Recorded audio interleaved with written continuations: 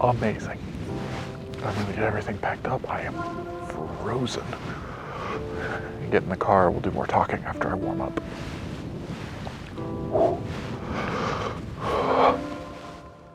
Wow. What do I even say? Welcome back. Here we are recording at the end of the morning because it was a rushed morning to get out for sure. But boy, was it a successful one. This has been a goal of mine for over a year now, and I set it more specifically to happen in 2022, and it did. Awesome. Awesome, awesome, awesome. I am ecstatic. I was shaking earlier with excitement.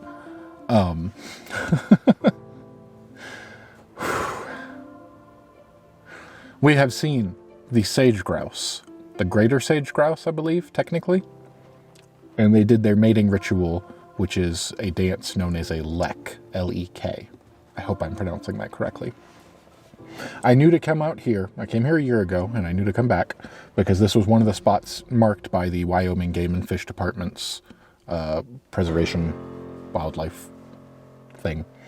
They have a few spots located where they're like, here's a known location. And I assume they say that there are a few spots that they release to the public, and then there are more that they keep hidden internally so that people don't go and disturb, which thankfully I did my absolute best to not disturb today, and I think I was successful because they continued doing what they were doing. So this I came here about a year ago to give a little history. I looked it up. I went, oh, that's not, that's far, but that's not too far. I can do that for a day trip coming from home. And so I did. I came out and I came out in the middle of the day because I didn't get up early enough. I remember that from last year. I remember specifically going, well, I can't make it out there, but let me try over here because there's no time constraints there. I can get out there, and I'll explain that more in a minute. And then I came by here, this spot, later in the day to check it out because I knew I needed to be here early in the morning, and I don't like to go somewhere that I've never been to in the total pitch dark without any sort of, knowing of my bearings or things like that. That could be dangerous if I drive off the road because I don't know where the road is or something. Thankfully, it's fairly well marked and everything. But I came out, I went, great. This seems like the place. I followed the directions. I managed to come out and everything. I got here, everything looked good, and I recorded a little bit of the surroundings and what it looked like. And I went, great, be back out here tomorrow morning. And then I went home, and we had Mexican. I remember that. And then I remember getting so incredibly sick for like 3 days. I don't know if it was specifically the food or, it was the first time trying that restaurant because it's still new to the area.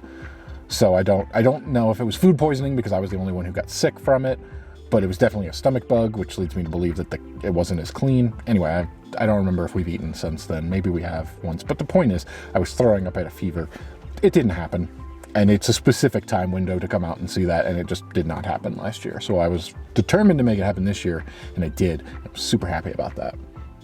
So we did. We saw them come out, and we saw them do their lek and things like that. And to keep it short and sweet for the wildlife portion of this video, I'll do my best to show as much footage as I can. I'll clip it together in a way. We saw, the noises that they made were fascinating.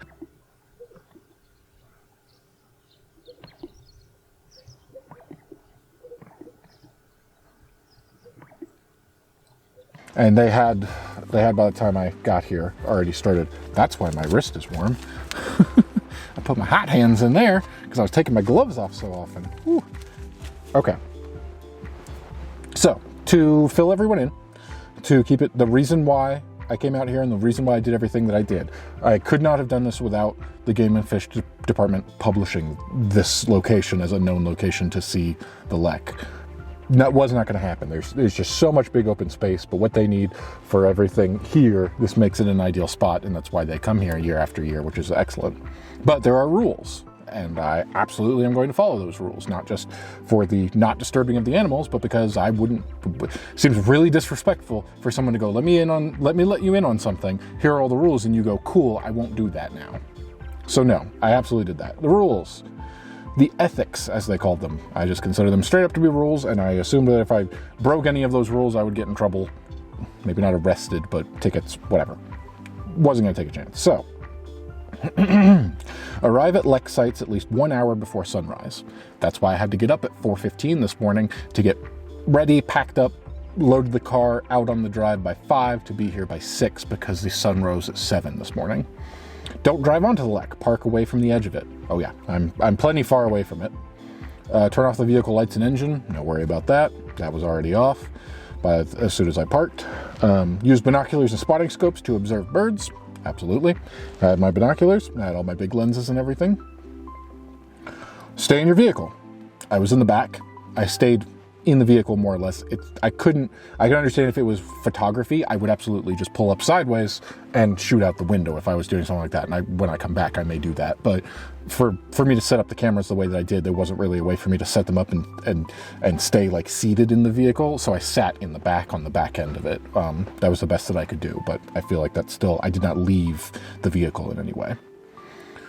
Do not make loud noises or sudden movements. Totally silent the whole time. Everything I could do, because I was recording audio and I was recording video, so don't have to worry about that.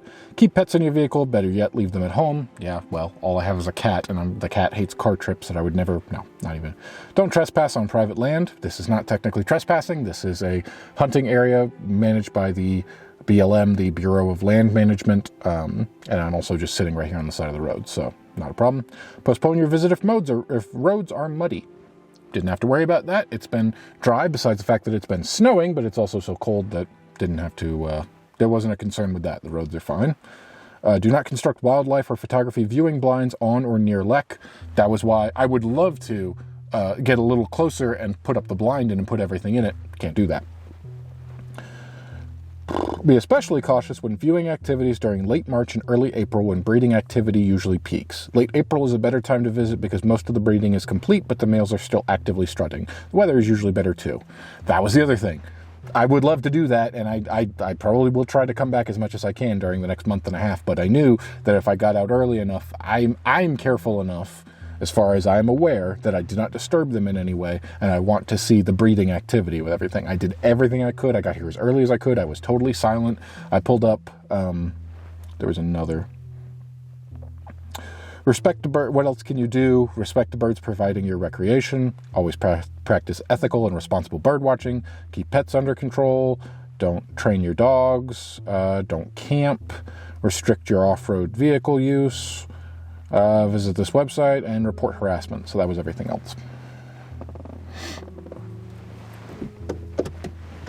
That was the rules and regulations as I see them and as they are published, as the ethics. So I got out here just around 6, about an hour before sunrise. And as soon as I did, I rolled down the window, I started listening, and I could hear noises already, which was why my plan going into it was, okay, for one thing, if I show up and there are other people here, which, because it's published and it's public knowledge, I would not be surprised if there were other people.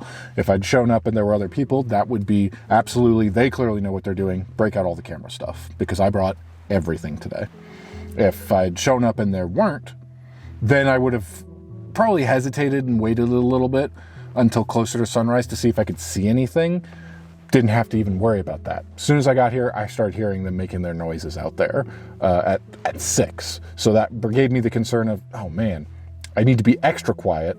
My plan was to try to assemble everything in the car, just crawl into the back. I don't have the space for that. I'm a big guy. I have a ton of stuff. It did not work. So that was off the table. Wasn't going to happen, unfortunately. But I did my best to keep it as quiet as I could.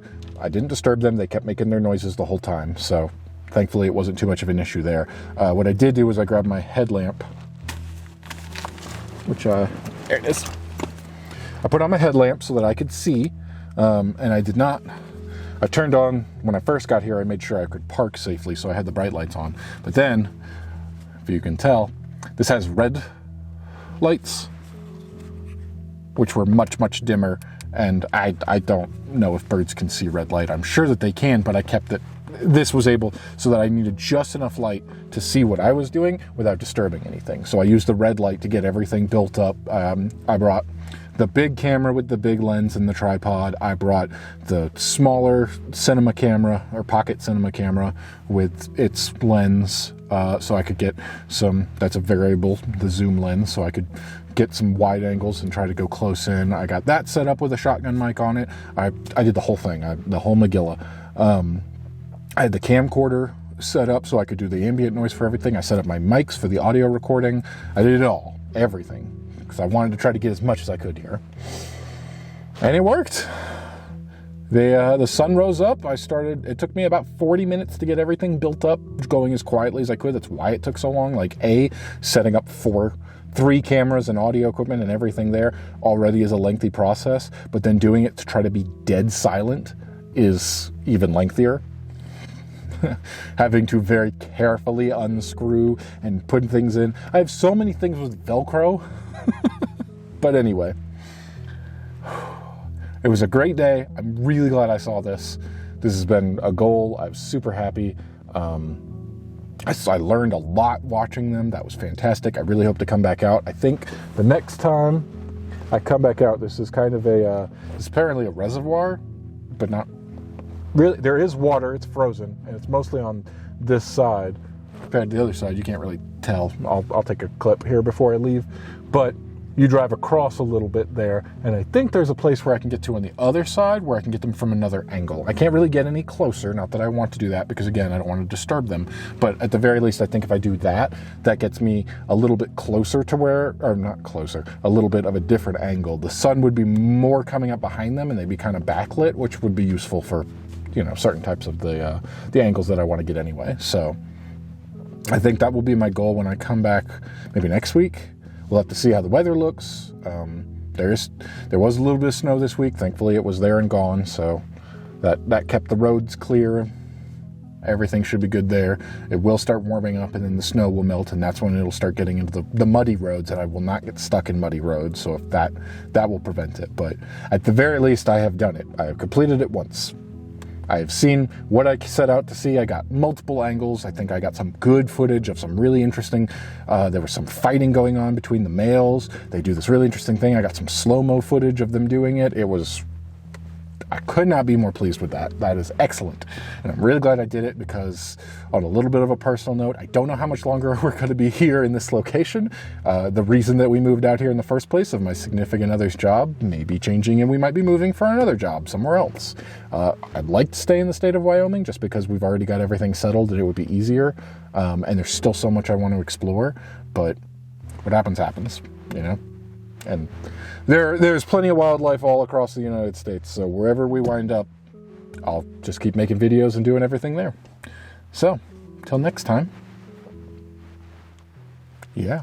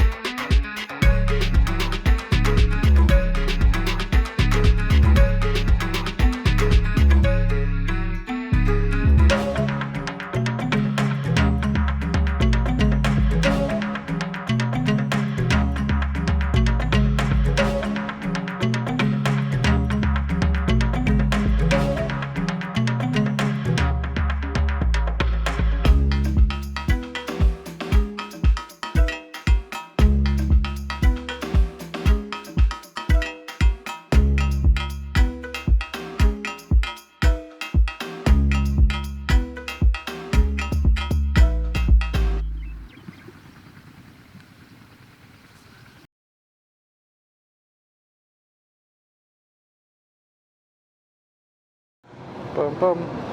Okay. Just kind of showing here while we're here because I go nice and slow. This was the area. That is the lek. Big open area, some snow in spots, but mostly big and clear of the sage brush, so there's plenty of room to strut around. There's some water over on the side, which is frozen. Where I'm looking at, and we're going to go check out,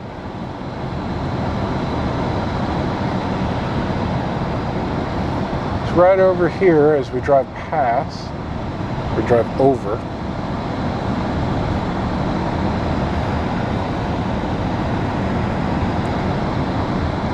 That would be another thing I would love to do, would be to actually go out onto the grounds over there. Kind of where they're, let's see, okay, hold on. One thought at a time there. There's a dip here, which I'm not particularly fond of. But I think I can, yeah. I'm just gonna stop here because nobody's come or gone all day, but this is a big enough open area that I think I could park. Get out. Look around here.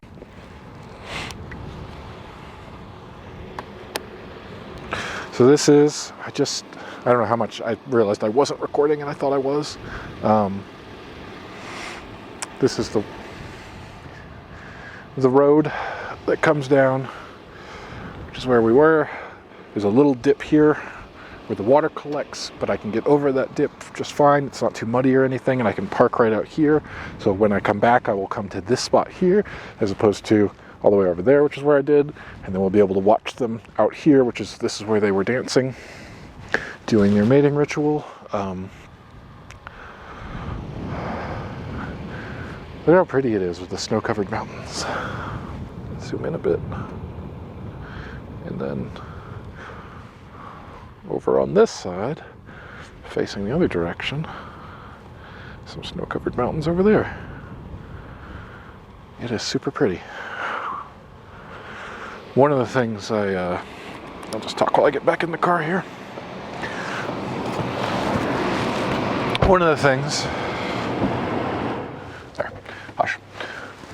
I would love to do would be to actually go out on the grounds over there, on the lek, because is the lek the grounds, the location, or the mating ritual that they do? Are they both the same thing? Because it referred to the area as the lek. Don't drive onto the lek. Don't go out onto it. Don't disturb them while they're out there. So I don't know if it's that they do. What is that? Sorry, I'm just seeing something that doesn't really blend into the environment over there. Some kind of tarp or something? Maybe a piece of cloth. I don't know. It doesn't belong there, so I'll go pick it up when I'm done here before I drive off and throw it away. Bird. Let's see. Anyway, the point being, what I was talking about, I would love to walk out onto there, onto the grounds where they go, the plains over there, to go look for remnants of like their snowshoes that we talked about a few months ago, that they grow on their feet for the winter when they're walking around in the snow and things like that. They grow stuff on their feet, which they shed. So I'm sure that they, I don't know what it was. I'm sure there would be remnants over there while they're shedding them. There'd also be like feathers, and I could see the tracks that they make, and any kind of other remnants, things like that. I will not do that. I would love to go do that. I think it would be really cool to go out there. Maybe in the summer after everything is totally done, like May. I might do that then. If I come back to this location, I might go actually look around out there and see if anything is left, or if it's all been blown away by the wind or washed away by the rain, or the melting snow.